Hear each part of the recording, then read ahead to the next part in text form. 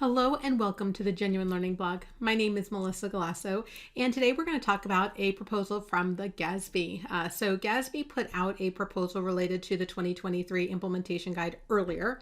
However, an additional question has arisen. And so instead of waiting for the next implementation guide, since SBITA, subscription-based IT arrangements, are effective this year, they put out exactly one question. That one question, when approved and finalized, will be included in the 2023 implementation guide. So this is just a very short one question addition to the implementation guide that has already gone out for comment. So let's just take a look at this. So again, this was put out for comment on January 30th. It wasn't posted to the website until February 6th. There's usually a vote date and then like the issue date for GASB. And again, it's an additional proposal for implementation guidance for the 2023 update. And so comments are due March 10th of 2023. Again, we really want this out as soon as possible since SBITA is effective this year. And the goal obviously here is to make sure that we clarify and explain some of GASB 96 subscription-based IT arrangements. And so again, this is just a supplement to what we already have.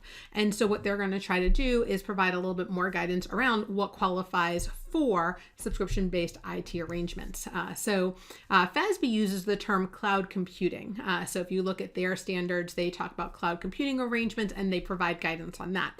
GASB obviously uses the term SBITA, subscription-based IT arrangement.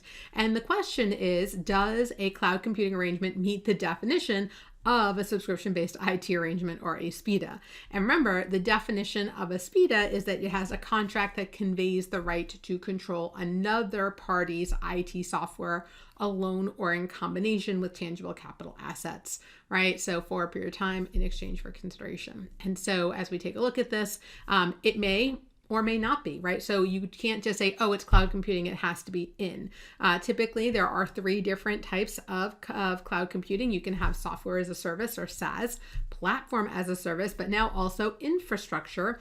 And all of these different methods do provide the customer with the right to use a combination of software and capital assets. However, you need to evaluate whether they convey control to use of the right to use that IT asset, right? So when we get into GASB 96, what we're really looking for is that concept of control. In some of these, you may not have any rights within to make edits, change, etc. And so that control consideration is going to be very important. And so not all cloud computing arrangements will be SBITAs. Many will, but many won't. And so we need to make an assessment of that concept of control. And again, control is a key consideration within, just like leases, within the concept here. Do you have the right to control the underlying asset as we look at this? So hopefully, if you like this question, then you should let them know. If you don't like this question or you think there could be a modification to improve the answer, they would love to hear from you again by March 10th. So it's a short but sweet one today, but it is important that we know, again, if this is finalized, it will be in the final implementation guide for 2023, which would be out later this year.